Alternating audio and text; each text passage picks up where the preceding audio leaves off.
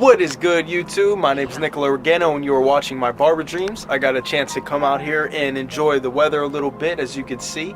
And in this video I'm going to show you how to do a burst fade and actually spike into like a pompadour style on top for him a little bit. Now he had a little 3 lines in the back. I like how it turned out. Can't wait for you guys to see it.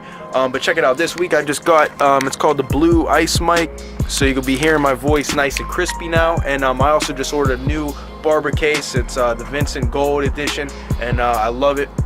It's coming in. I can't wait till it comes, and I'll show you guys what it is. And if you're new to my channel, make sure you subscribe so you don't miss a video, and also smash that like button and comment. Give me some feedback of what you think. Would you think I could explain more, or just anything that comes to your mind, you put in the comment section. And don't forget to share it with your friends as well. Thank you so much for watching, and enjoy the video.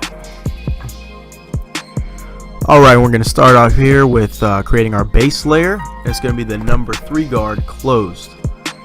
And I hope you hear me very crisply on my new microphone. It's the Blue Snowball mic edition. I believe that's what it's called. Whatever it is, I love it so far. Let me know what you guys think in the comments. So we're going to rock this out right to his ridge. Just before, pretty much just before his ridge, because everything from there you're going to clipper and comb. I'm sorry, clipper over comb. I stand corrected.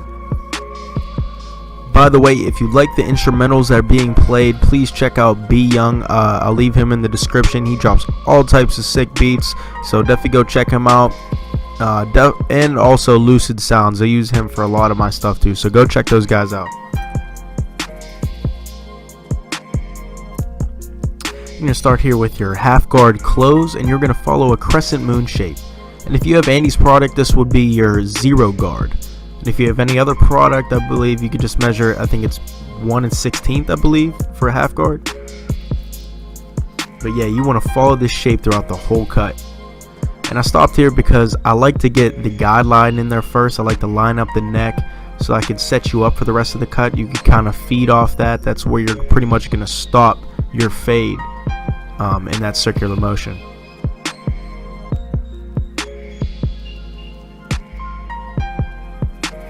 So now we're gonna go with your 1 guard. It's gonna be closed, and you're gonna follow the same shape, the same pattern. You're just gonna get that guideline set in there. Now you're just gonna follow up with your half guard open. And now you're gonna slowly close the blade. You're gonna play with that lever, and you're gonna gradually close it to blend it. You're going to end up with the guard closed all the way at the beginning of the guideline. That makes sense. So now you're going with your 1.5 guard closed, following the same shape, the same pattern. It's going to be the same steps, guys. You're going to close the blade slowly, and you're going to end up with it closed at the first guideline. You're going to flick that out. It's all about working that lever. So now I got the 1 guard open, and like I said, you're going to close gradually going down the fade.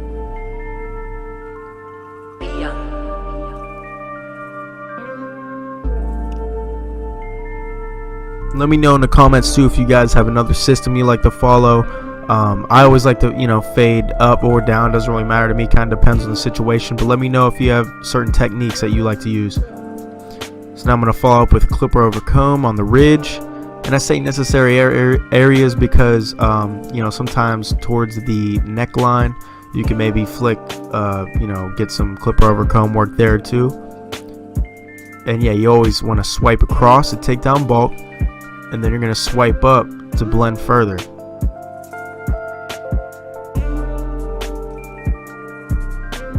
And see right there in that area, yeah, that's where you could clipper over comb. And so now I'm going here with my 1 guard open to detail further, kind of get that right where that neckline starts, kind of get that little blended a little better. And I always say, yeah, use a bigger guard than what you expect, because you don't ever want to risk raising a line. And clean up some here, and yeah, you repeat the same steps on the other side. I didn't include the other side because it is going to be the same steps, guys, so for the video's sake I skipped it. And now I'm going to go with my 2 guard all the way open, and I'm going to have it closed pretty much right after. But like I said, you always want to start bigger than you think.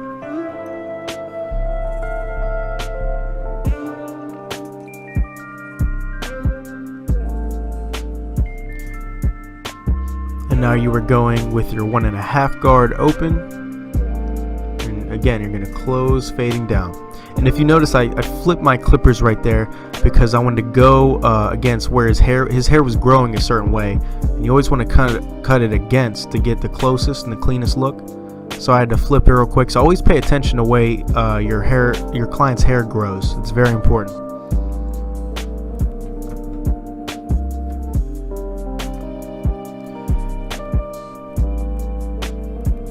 Now I'm coming with my 1 guard open, and I'm closing as I'm fading down. So this is all fading down right here on the the taper in the back.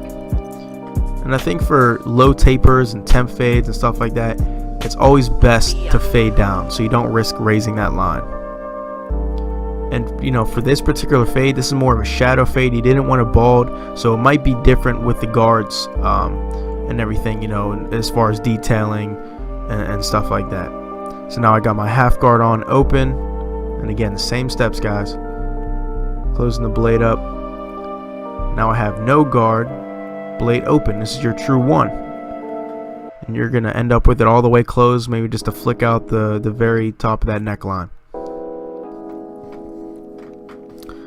So now I have my 2 guard on. I'm gonna detail and cross check to ensure that blurry taper. And just like to mention too, you're also following almost like the crescent moon shape on the back taper too, because you want to ensure that the neckline is, you know, stays dark and it gets lighter in the middle area. So just keep that in mind as you're blending that taper. Now you could always detail and blend further with some clipper over comb techniques. I always like to do that, following up, you know, on a neck taper, you know, maybe even shear over comb after that, you know, whatever it takes.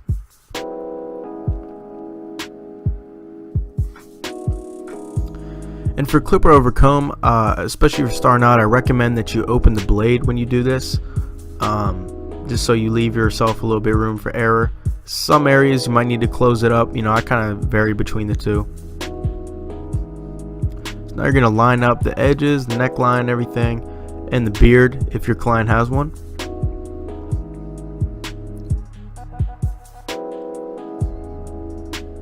Always be really gentle around this area, right above the ear, especially if you have some sharp trimmers.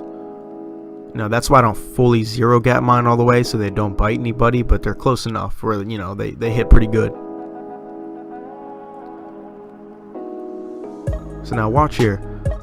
I'm going to start at the point of the C cup and bring it down, and now I'll drop to the beard, and I'm going to come up and meet pretty much in the middle. Now that's probably one of the easiest ways to get the C cup and the beard to form.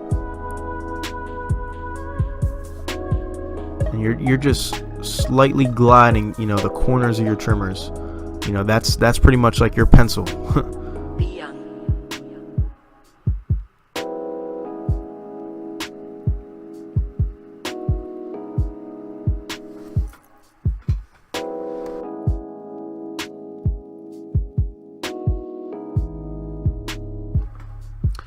Alright, so now we got some shear over comb here. And these are some Tomb 45 shears I picked up. I had the pre-order, and they work excellent. I love these shears. They're super sharp. They're a great grip, and they really get the job done. I love them. The tension screw is great. The thumb placement, the tang, everything about it's great. And yeah, you want to over direct the hair from where it naturally falls when you do shear over comb, because that's going to get the blend to really lay nice. And what I mean by over directing, you're lifting the comb and you're lifting the hair almost at like a 90 degree or 180 degree angle, you know, from where it naturally falls. So now you're taking off any desired length on the top. He just wanted a little trim up, nothing too much. And now I'm gonna follow up here with some texturizing shears, and it's the same thing. You're over directing the hair.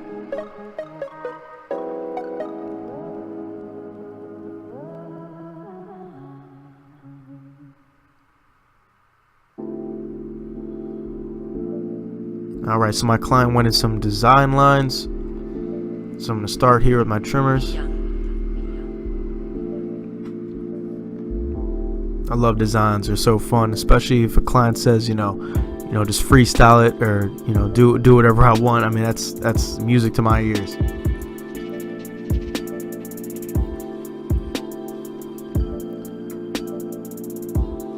So now it's coming together, and yeah, always try to flip your trimmers if you can't get a line super sharp.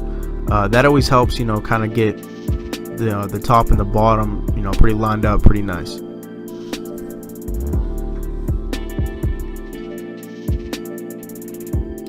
Now I got my signature hot towel. I do that with every client. I always say it's very important, especially before you put the razor on them. And I don't include this in the video, but always make sure you wave the towel to cool it off and check on the inside of your wrist before you put on a client's skin so you don't burn them. It's an important tip right there.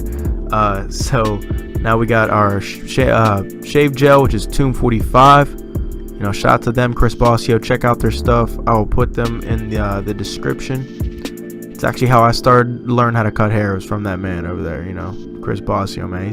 He's doing some big things. Check him out. So now I'm gonna have my razor lines. I'm gonna razor the lines, his edges, and always, stretch that skin. Always make sure you stretch that skin. That's gonna help you so much in shaving. You can never stretch too much. But with design lines like this, you kind of want to more so wiggle the blade. You're not coming down as much. So now I'm going to apply some aftershave, and that is some Elegance gel. I'll also put their stuff in the description. There's some great products. And this is an Elegance pomade. It's a gel wax. They're transparent pomade. Works great. I use it myself. Yeah, it's a great hold on. It's great hold on it, but it's also, it's enough where it flows right. It doesn't get like really hard, So now I put the blow dryer on them, and it's gonna create volume, and it's gonna hold the style, and it's gonna make his hair look even better. So a couple things with blow drying. You could do a lot of tricks, and I'm still learning as well. It's all about the direction and everything, and how much heat you put on, how much cool air you put on, and also the comb too. I think that plays a role in it too. So for this case, I just put the flat top comb on them. You could use a pompadour comb. And see how I'm going with the hair? Right there, it gets it to lay down so much more. So that is the finished product, guys. I loved how it turned out. Let me know what you guys think in the comments. Let me know what I could have done better, what I could explain better.